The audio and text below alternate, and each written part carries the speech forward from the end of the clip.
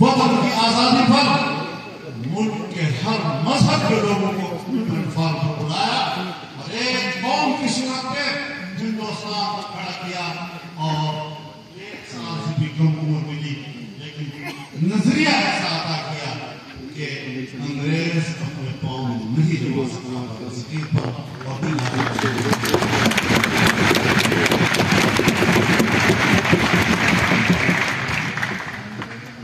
میرے محترم دوستوں، ان کی طالب علمی کا زمانہ 6 سال انہوں نے مدرسہ قاسمیہ مراد آباد میں مدرسہ شاہی میں تعلیم حاصل کی اور دوران تعلیم بھی آزادی کی تحریک میں جیل میں گئے اور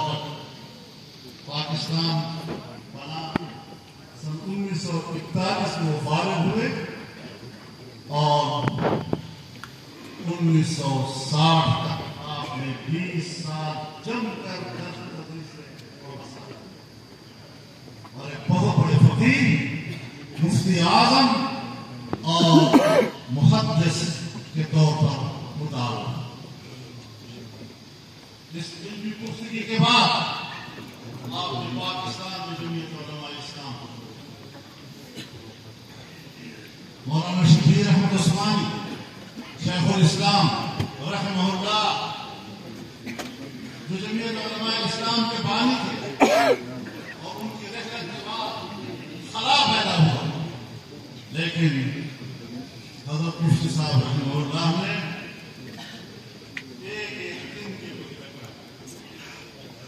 منظم جمعیت علماء اسلام قائم کی،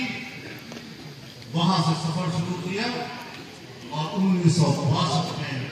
پہلی مرتبہ آپ کی پارلیمانی زندگی کا آغاز کیا اور اسمبلی کے رکن بنے۔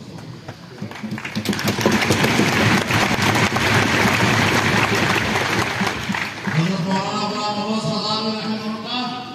صوبائی اسمبلی کے رکن بنے، مغربی پاکستان اسمبلی اور اس سفر چلتا اور پھر 1962 سے لے کر یا 61 سے لے کر آپ کی پارلیمانی زندگی سن 1980 میں جب آپ دنیا سے جا رہے تھے تو 20 سال تک آپ نے قومی اور وطنی سیاست میں